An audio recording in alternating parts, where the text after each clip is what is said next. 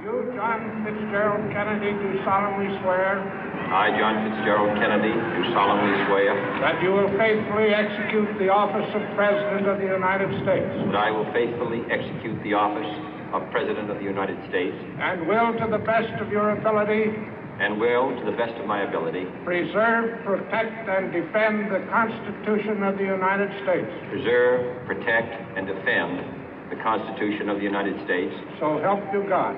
So help me God.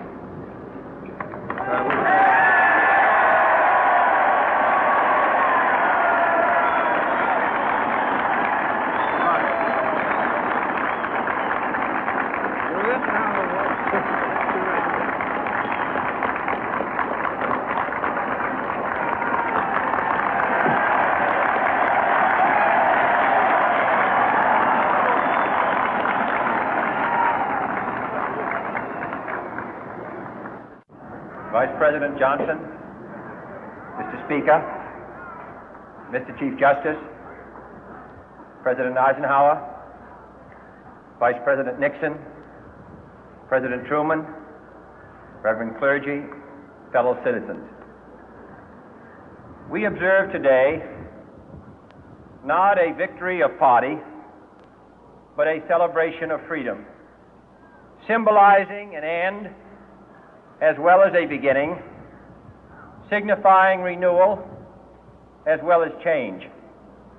For I have sworn before you and Almighty God the same solemn oath our forebears prescribed nearly a century and 3/4 ago. The world is very different now, for man holds in his mortal hands the power to abolish all forms of human poverty and all forms of human life. And yet the same revolutionary beliefs for which our forebears fought are still at issue around the globe. The belief that the rights of man come not from the generosity of the state, but from the hand of God. We dare not forget today that we are the heirs of that first revolution. Let the word go forth from this time and place to friend and foe alike that the torch has been passed to a new generation of Americans born in this century, tempered by war, disciplined by a hard and bitter peace, proud of our ancient heritage, and unwilling to witness or permit the slow undoing of those human rights to which this nation has always been committed and to which we are committed today at home and around the world.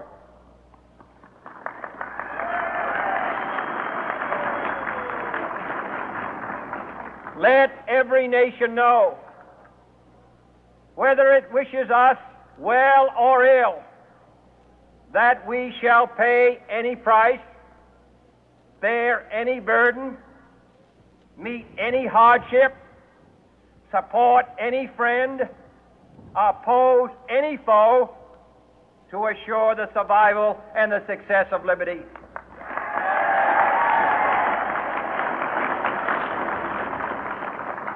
This much we pledge and more. To those old allies whose cultural and spiritual origins we share, we pledge the loyalty of faithful friends. United, there is little we cannot do in a host of cooperative ventures. Divided, there is little we can do, for we dare not meet a powerful challenge at odds and split asunder. To those new states whom we welcome to the ranks of the free, we pledge our word that one form of colonial control shall not have passed away, merely to be replaced by a far more iron tyranny. We shall not always expect to find them supporting our view, but we shall always hope to find them strongly supporting their own freedom, and to remember that in the past, those who foolishly sought power by riding the back of the tiger ended up inside.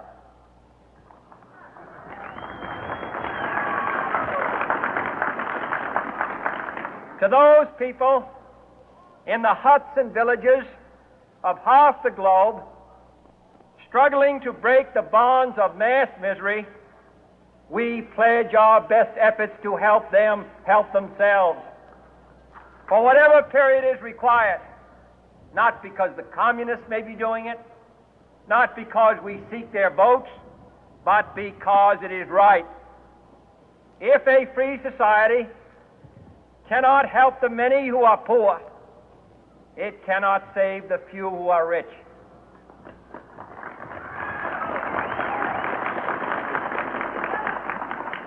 To our sister republics south of our border, we offer a special pledge to convert our good words into good deeds, in a new alliance for progress, to assist free men and free governments in casting off the chains of poverty. But this peaceful revolution of hope cannot become the prey of hostile powers.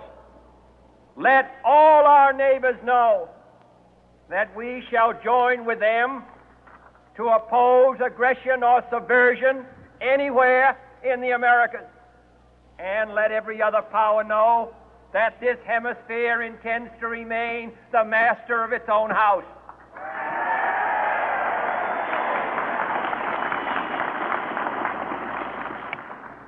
To that World Assembly of Sovereign States, the United Nations, our last best hope, in an age where the instruments of war have far outpaced the instruments of peace, we renew our pledge of support to prevent it from becoming merely a forum for invective, to strengthen its shield of the new and the weak, and to enlarge the area in which its writ may run.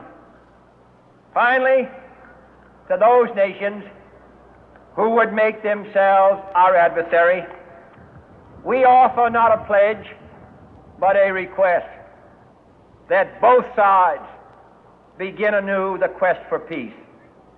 Before the dark powers of destruction, unleashed by science, engulf all humanity in planned or accidental self-destruction, we dare not tempt them with weakness, for only when our arms are sufficient beyond doubt can we be certain beyond doubt that they will never be employed.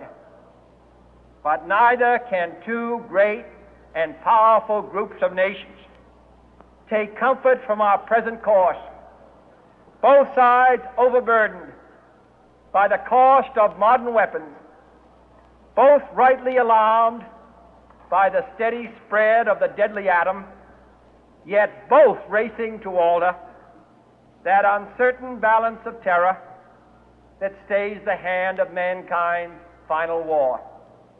So let us begin anew, remembering on both sides that civility is not a sign of weakness, and sincerity is always subject to proof.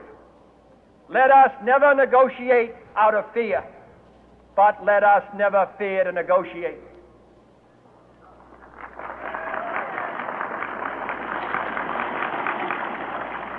Let both sides explore what problems unite us, instead of belaboring those problems which divide us. Let both sides, for the first time, formulate serious and precise proposals for the inspection and control of arms, and bring the absolute power to destroy other nations under the absolute control of all nations.